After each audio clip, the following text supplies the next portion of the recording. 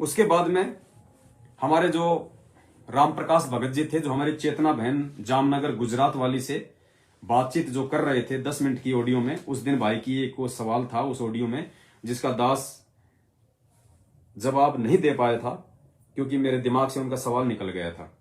तो उन्होंने कहा था कि भाई अब ये जो पवन दास है, इन्होंने वीडियो से ऑडियो से आरती करने का मना कर दिया, तो अब वीडियो ऑडियो से अगर नहीं करें और किसी दिन अगर मान लीजिए हम भक्ति बोध भी कहीं भूल गए या और कोई ऐसा काम हो गया, हम आरती नहीं कर पाए गुरु जी की, तो क्या होगा? तो राम प्रकाश जी, अगर सवाल आपने खड़ा किया है तो अंतर्यामी परमात्मा ने तो आपके उस सवाल को पहले ही जान लिया कि राम प्रकाश जो मेरा भगत है, जो मेरा बेटा है, मेरा दास है, वो क्या सवाल करेगा। और गुरुदेव ने उसी समय हमें भी प्रेरणा करके कि भाई जवाब तो बेटो तुम्हीं से दिलवाऊंगा। परमात्मा ने सद्बुद्धि दी और उस बात का जवाब भी मिल गया। तो राम प्रकाश जी जो कह रहे थे कि अगर ऑडियो वीडियो से आरती नहीं करेंगे, अगर मोबाइल से आरती नहीं करेंगे और किसी दिन मान लो भक्ति बोध भी नहीं है हमारे पास में या और कोई अर्जेंट काम हो गया, भूल गए, तो क्या होगा अगर वो आरतियां नहीं हुई तो परमेश्वर ने उसका भी पूरा निचोड़ दिया हुआ है। ये आपके सामने कबीर सागर का सरलार्थ है जो गुरुदेव ने 2012 में लिख दिया था। उसके बाद गुरुदेव के जेल जाने के बाद सतलोक आश्रम मैनेजमेंट हरियाणा वालों ने कुछ एक त्रुटियों के साथ, मिलावट के साथ 2016 में ये कहकर कि ये गुरुजी ने हिसार जेल से लिख के भेजा है, इतना बड़ा झूठ हम लोगों को बोला, जबकि गुरुदेव ने इसकी भूमिका में लिखा है कि ये 2012 में ही लिखा जा चुका है। इन्होंने केवल इसको प्रिंट करवाया है और अपने तरफ से कुछ एक मिलावट की है जो आपको आने वाले समय में बताएंगे। आज हमारा विषय अलग है। तो इस कबीर सागर में राम प्रकाश दास भगत जी की शंका का समाधान है। तो वही पेज नंबर 593, पेज नंबर 593 आपके पास है तो आप भी निकाल लीजिए, अगर किसी भाई बहन के घर पे अगर रखा है, या फिर आप जी पेज नोट कर लो, पेज नंबर 593।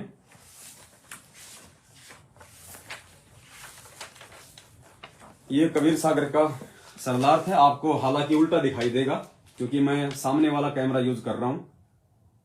अगर पीछे का कैमरा यूज करता तो फिर मुझे कुछ दिखाई नहीं देता, तो ये सामने का कैमरा आपको उल्टा दिखाई देगा, लेकिन आपको दास ये पढ़ा के आपको सुना देता है।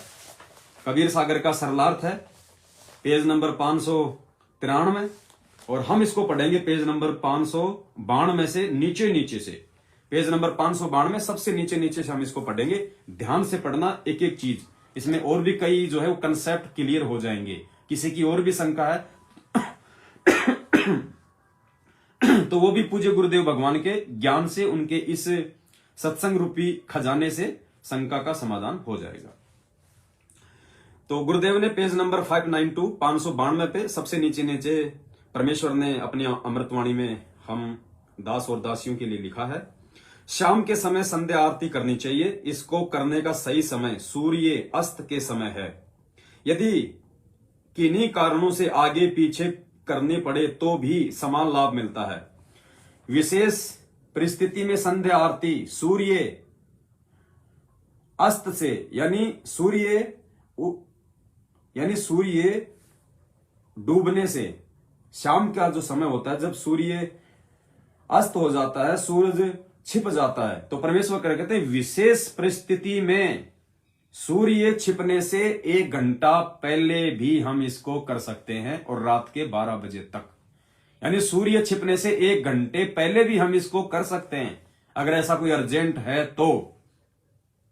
वैसे तो इसका समय परमात्मा ने बता दिया कि जैसे सूरज छिप गया उस समय करना है, क्योंकि वो 2 समय का मिलन हो गया, दोपहर गया और रात्रि शुरू हुई, तो वो हो गया संध्या मिलन, 2 समय का मिलन। सूर्य डूबते ही ये संध्या आरती स्टार्ट करनी होती है। लेकिन गुरुदेव कहते हैं किसी कारणवश यदि आगे पीछे हो जाए तो आप 1 घंटा पहले भी आरती कर सकते हैं और रात के 12 बजे से पहले भी आप जी कर सकते हैं, लेकिन विशेष परिस्थितियों में। इसको रूटीन नहीं बनाना। 1 घंटा पहले तथा रात्रि के 12 बजे तक, 12 बजे से पहले तक भी कर सकते हैं।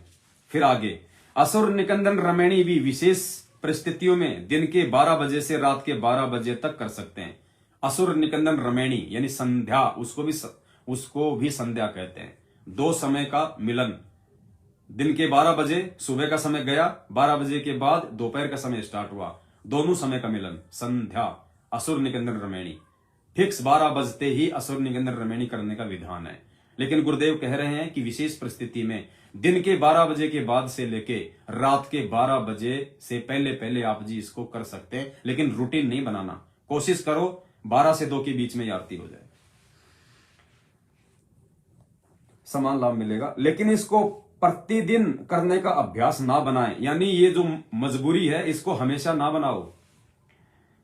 आगे देखिए, यदि आप यात्रा में हैं तो आप यात्रा में तीनों संध्या कर सकते हैं, मंत्र भी कर सकते हैं।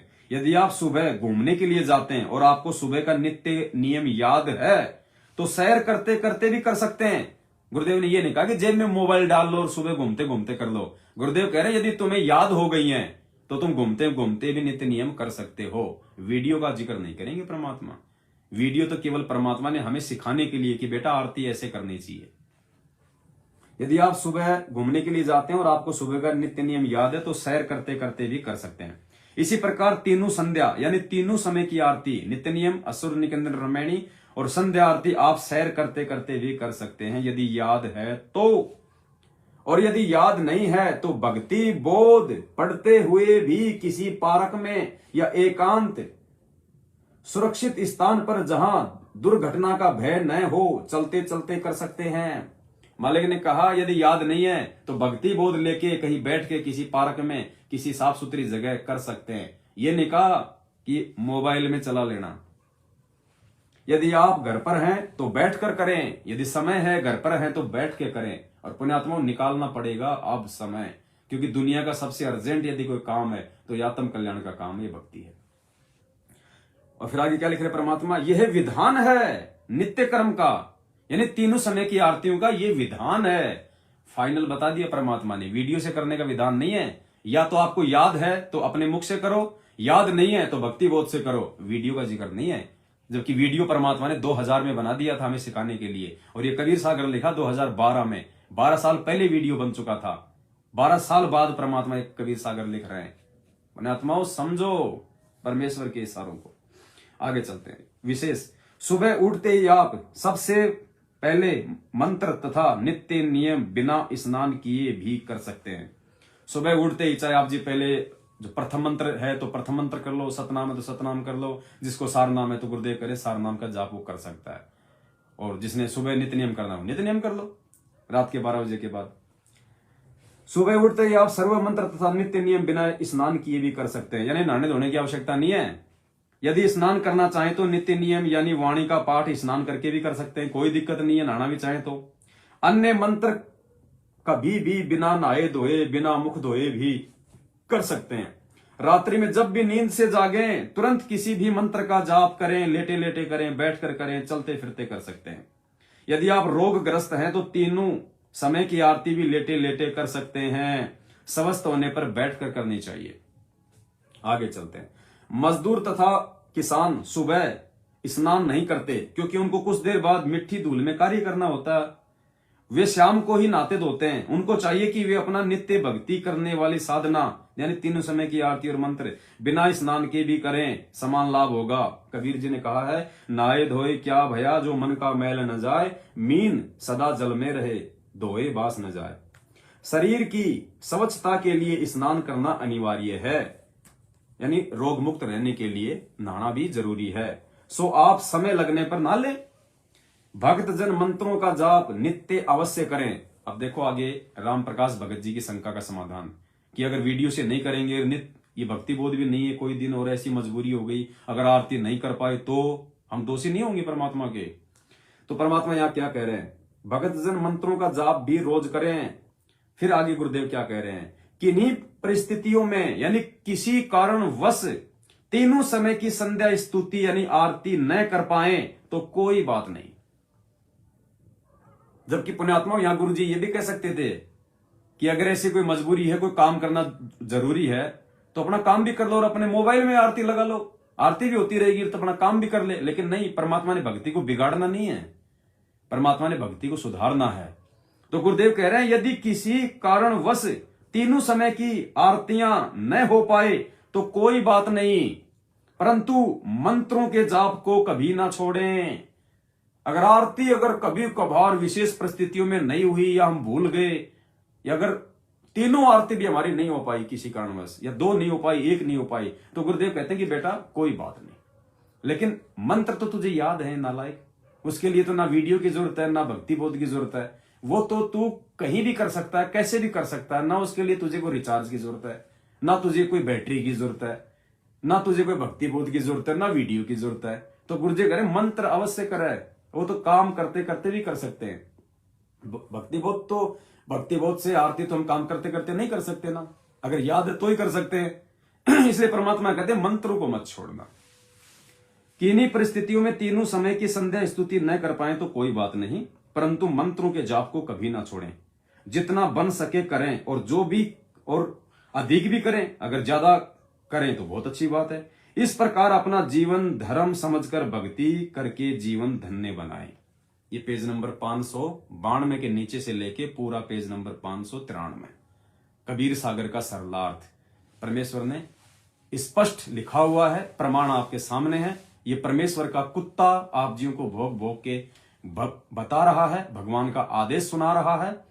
अब इसमें कोई गुरुद्रोही कहे तो भाई दास क्या करे, कोई बात नहीं, आप हमारे भाई हो, कह लिया करो, कहने सुनने से कुछ नहीं होता। परमात्मा कहते कोई बात नहीं, उसका भी मन राजी हो जाएगा।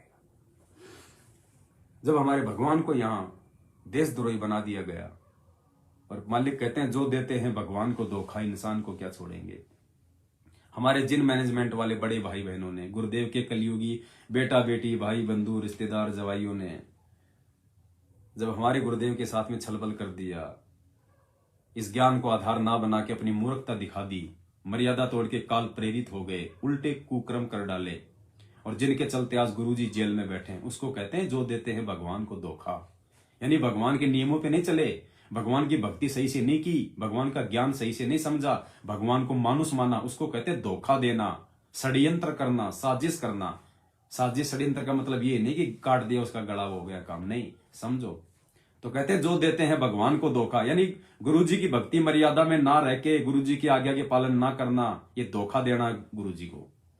तो कहते हैं जो देते हैं भगवान को धोखा, फिर हम जैसे दो कौड़ी के इंसान को क्या छोड़ेगा, जिन्होंने अपने कुकर्मों के चलते भगवान को देशद्रोही घोषित करवा दिया, तो हमें गुरुद्रोही बनाने में क्या झटके लगेंगे।